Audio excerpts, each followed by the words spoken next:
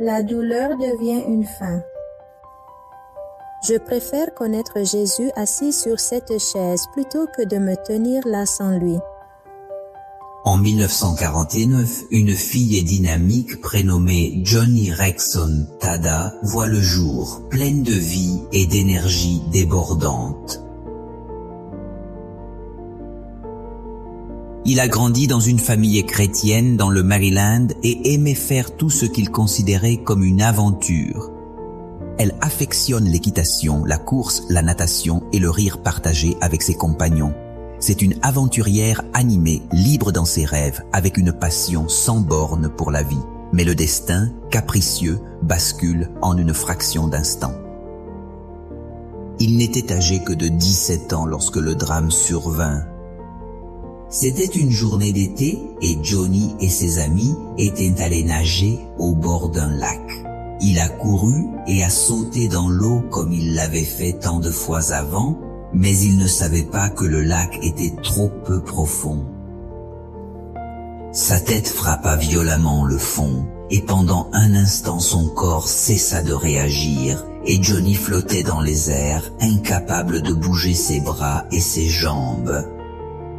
Ses amis l'ont rapidement sorti de l'eau et l'ont emmené à l'hôpital. Là, les médecins donnent la nouvelle dévastatrice. Il a subi une grave blessure de la moelle épinière et sera paralysé du cou en bas pour le reste de sa vie. Comme un coup de tonnerre, le monde de Johnny s'écroule sous cette annonce. Elle a passé des mois dans son lit d'hôpital, regardant le plafond. Elle pleura silencieusement, parfois en colère contre Dieu. Parfois, elle ne voulait tout simplement pas continuer à vivre. La chose la plus douloureuse, dit-elle, n'était pas seulement de ne pas pouvoir marcher, mais de sentir que tous ses rêves étaient brisés.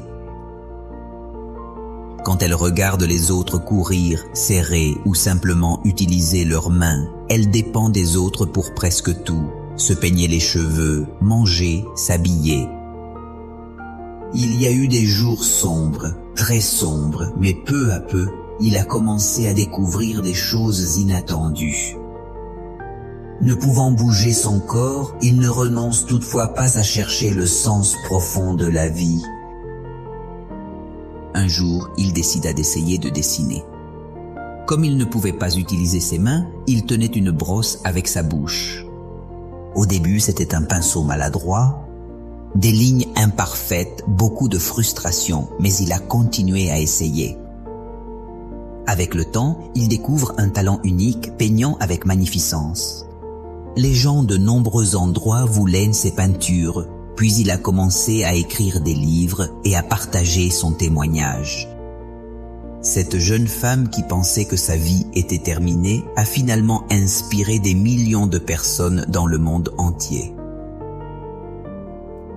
Johnny s'adresse à son entourage, partageant des discours empreints d'espoir et de courage.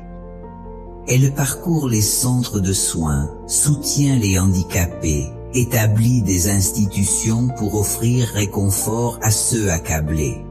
Le sourire persiste, non pas car la douleur s'efface, mais car elle comprend que même les plus grandes souffrances recèlent une puissance cachée. Une phrase marquante qu'il prononça à Miles. Dieu utilise parfois ce qu'il abhorre afin d'accomplir ce qu'il affectionne dans son infinie sagesse.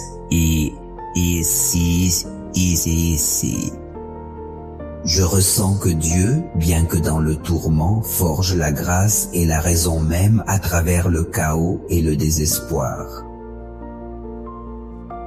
Le récit bouleversant de Johnny Rexon Tada. Il nous rappelle que la tragédie peut détruire le corps, mais pas nécessairement l'âme.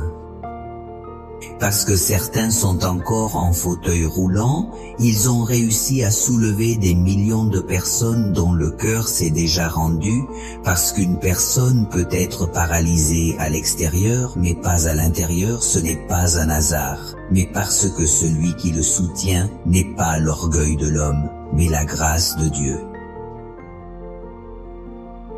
Dieu n'abandonne pas l'homme dans la souffrance. Au contraire, la tragédie peut être la fin, Car quand nous apprenons à compter sur Dieu, la véritable force naît. Même avec des blessures profondes, la vie peut toujours avoir du sens et de l'espoir. La tragédie n'indique pas nécessairement un terminus pour ceux dont la foi en Dieu s'épanouit malgré les épreuves. Il insuffle de l'espoir avec ses promesses, et quand il reviendra, tout le mal se transformera en un bonheur sans fin. La conviction est là. Ceux qui aiment Dieu, prédestinés à accomplir son dessein, trouvent du soutien et des ressources adaptées. Romans 8:28